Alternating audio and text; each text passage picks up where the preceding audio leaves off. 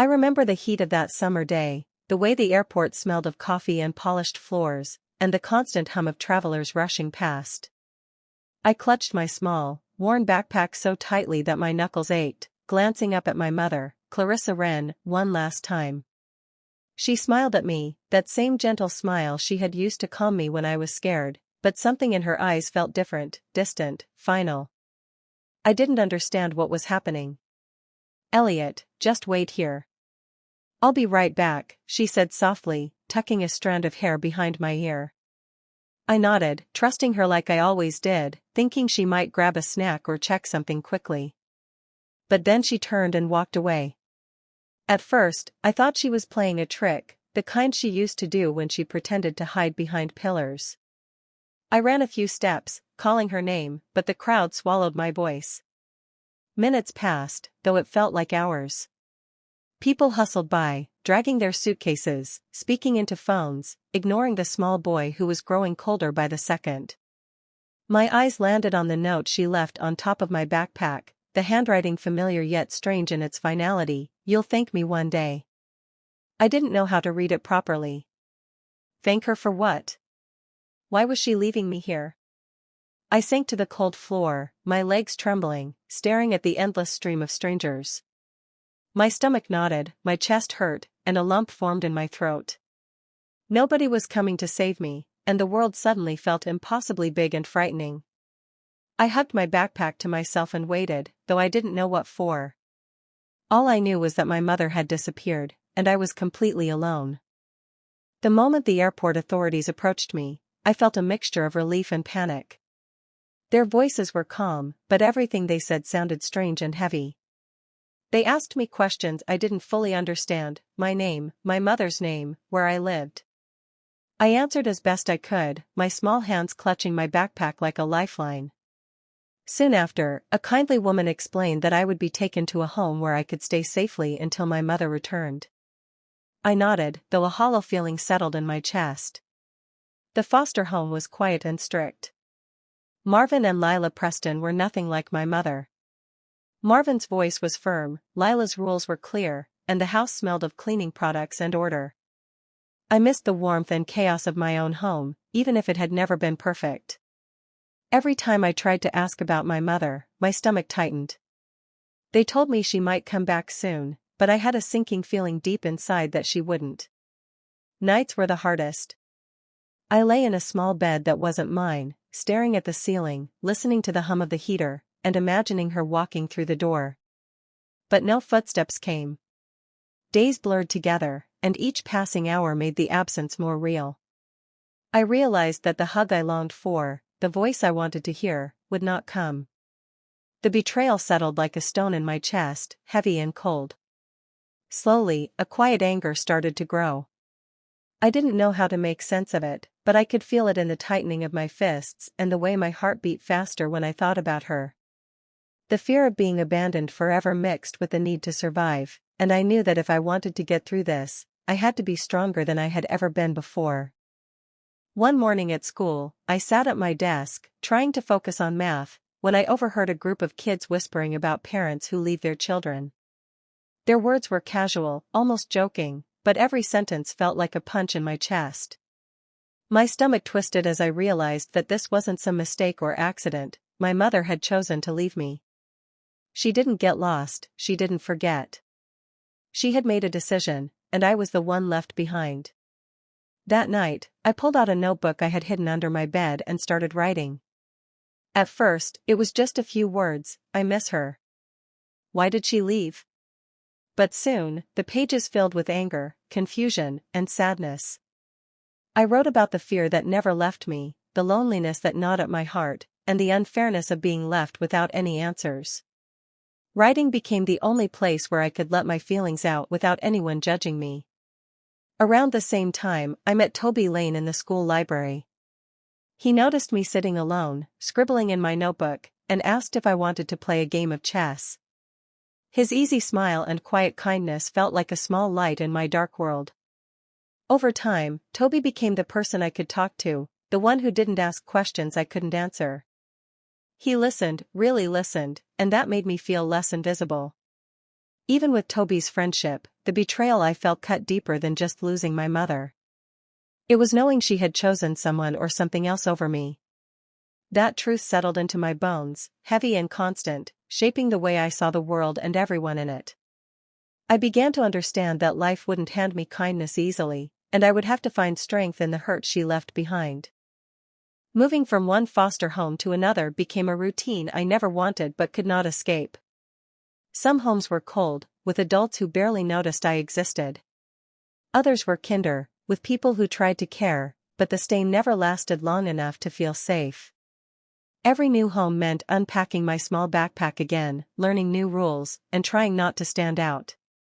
The instability wore on me, but I slowly learned how to survive in places where I didn't belong. I became careful with words, watching faces, and reading moods before speaking. I learned which adults could be trusted and which ones to avoid. Small acts of kindness, like a warm meal or a smile, felt like treasure, and I clung to them. At the same time, I had to face bullies at school, kids who sensed my vulnerability and pushed me down. I fought back sometimes, but more often I learned to stand tall and not show how much their words hurt. Each challenge added a layer of toughness I never asked for but could not ignore.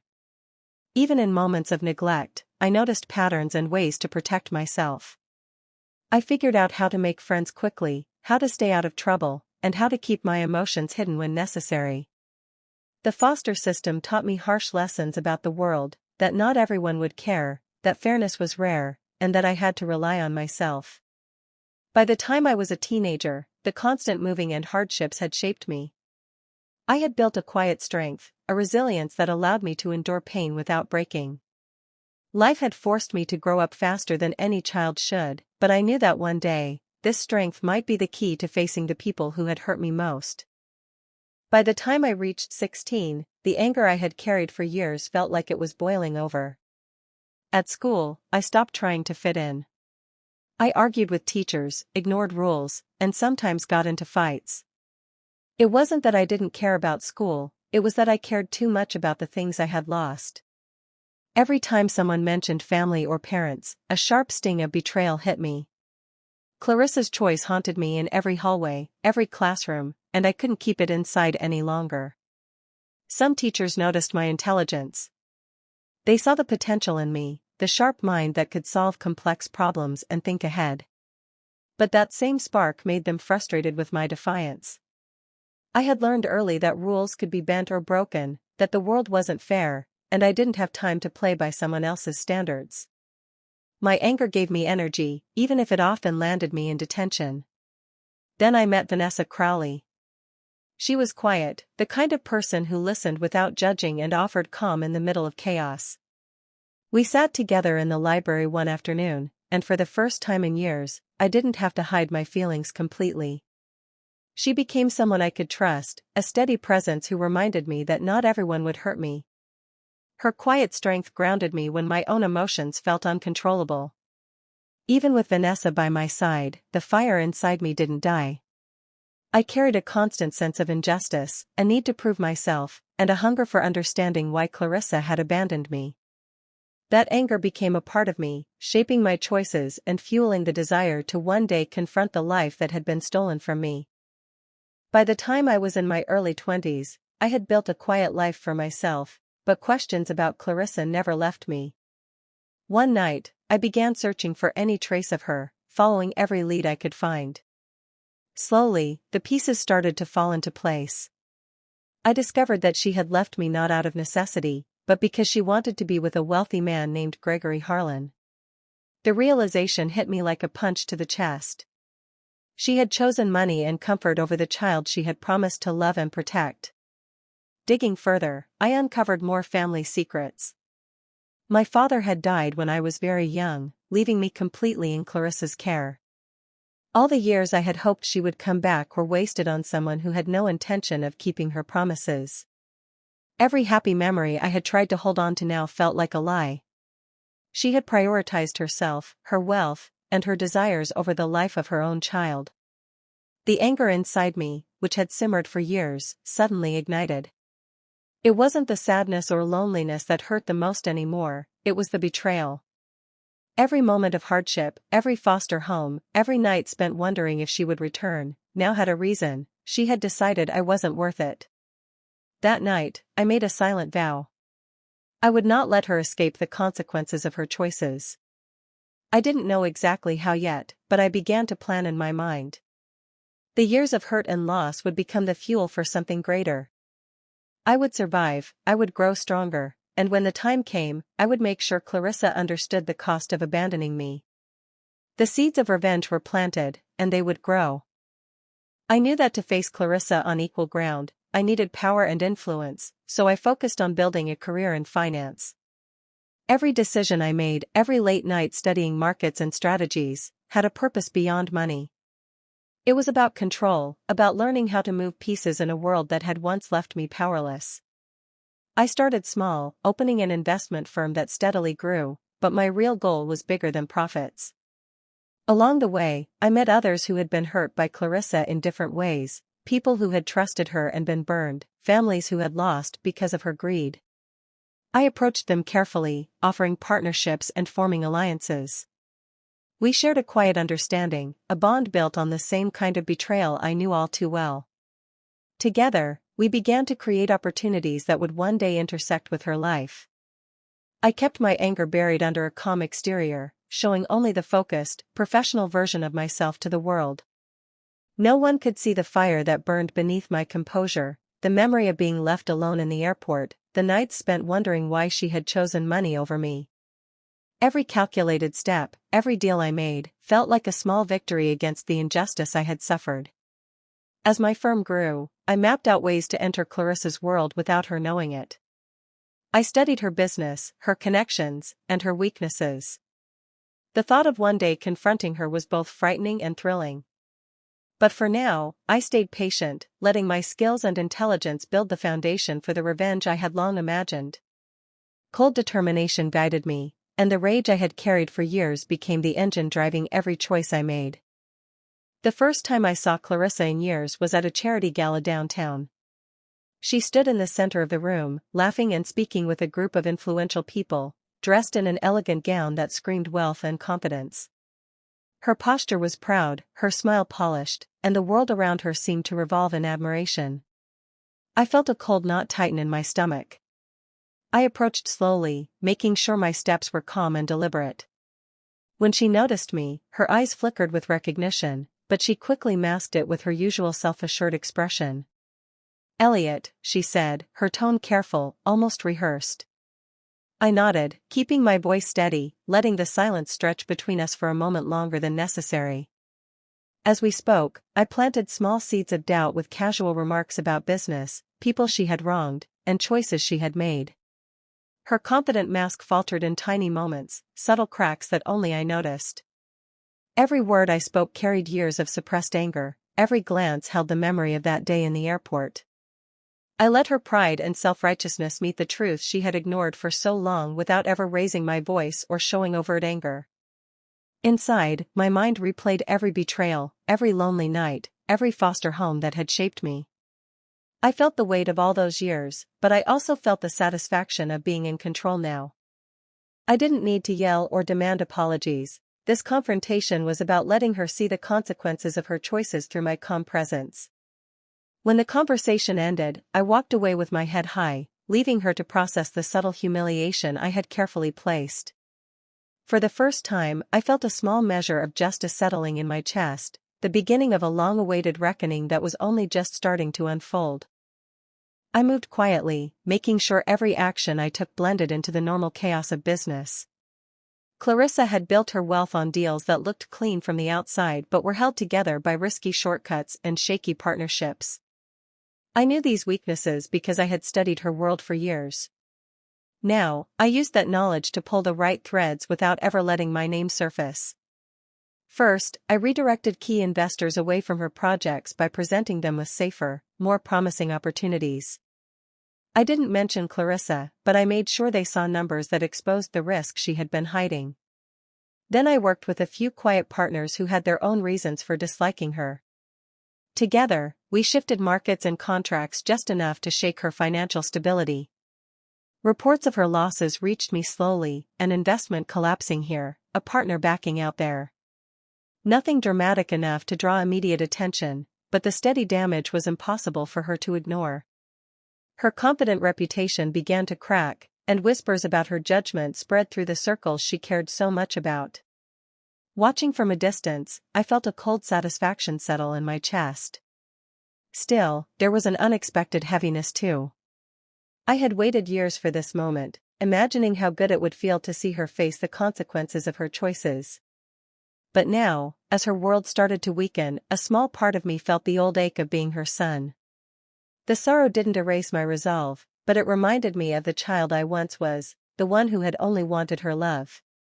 I pushed the feeling aside and continued my work. The plan depended on patience and precision. She still had no idea who was behind the quiet chaos surrounding her, and I intended to keep it that way until the time was right. The moment came quietly, in her office, surrounded by polished floors and the hum of her staff. Clarissa didn't recognize me at first. I let her curiosity grow, letting her watch me review reports and meetings before I spoke. Then I introduced myself with a calm voice that carried years of restrained anger. "Hello, Clarissa. Do you remember me?" Her face went pale. For a moment, she didn't respond, her eyes widening as recognition struck. "Elliot," she whispered, disbelief shaking her tone. She looked around as if hoping someone would step in and tell her this wasn't real. "I'm the child you left at Boston Logan," I said evenly, letting the words hang in the air. "The one you chose to abandon for money and comfort. The one you never came back for." Her lips parted, but no sound came. The power she always wielded in the boardroom meant nothing here. I didn't need to yell or threaten, my presence, my calm, and the truth carried more weight than anything else could. Tears welled in her eyes as guilt finally reached her. I thought I was doing what was best," she stammered, but the excuse sounded hollow, even to her. I shook my head. "Doing what was best? You walked away from me. You let me survive on my own.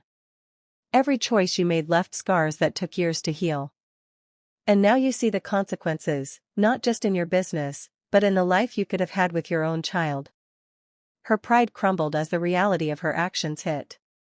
I stood tall, letting the silence stretch, giving her time to absorb what she had lost.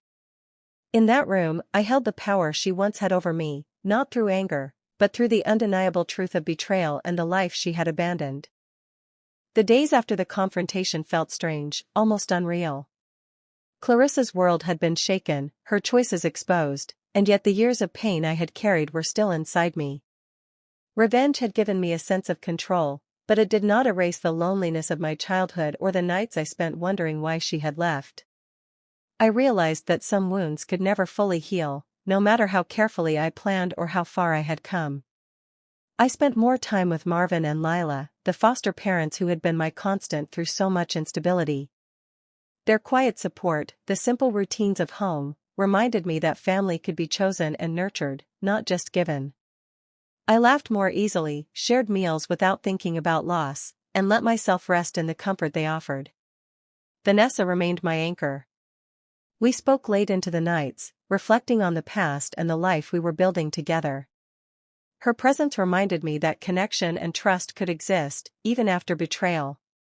Slowly, I stopped carrying the weight of anger so tightly, replacing it with focus on the future I wanted to create. Looking back, I saw how far I had come, from the scared boy at the airport to someone who could face his past and take control of his life. I had learned to survive, to fight, and to protect myself, but I had also learned to forgive in my own way, not for her sake, but for mine. The bitterness remained, but it no longer ruled me. I was stronger, independent, and ready to live a life defined not by abandonment but by my choices. For the first time, I felt a quiet peace settle in my chest, the kind that comes from knowing that while the past shaped me, it would no longer define me entirely. Years later, I found myself back at Boston Logan Airport, standing in the same terminal where it had all begun. The crowds moved around me, rushing to gates and luggage, oblivious to the quiet moment I needed. The sounds and smells were familiar, but I no longer felt the fear and helplessness I had carried as a child. Instead, I felt a calm clarity, the weight of the years balanced by everything I had survived and built. I carried a small token in my pocket, a worn charm from my backpack, the only thing I had when she left me. I set it down on a bench, a quiet gesture of acknowledgement and closure. I didn't need to look back to see her, and I didn't need her to forgive me. This was for me, a way to honor the boy who had endured so much and to mark the end of a long chapter. As I walked through the terminal, I reflected on the journey that had brought me here. Every hardship, every foster home, every moment of anger and pain had shaped me into someone capable, intelligent, and strong. I had learned to survive on my own terms, to trust carefully, and to turn betrayal into lessons rather than chains. Standing there, I realized that my mother's choices had shaped part of my story, but they did not define the man I had become. I was more than her abandonment, more than the anger and loss I had carried for years. I had grown beyond it, and I could finally see the life I had built, one of resilience, careful strength, and quiet triumph. For the first time, I felt fully in control of my own story. The past was a memory, a part of me, but it no longer ruled me. I walked away from the terminal lighter, stronger, and finally free.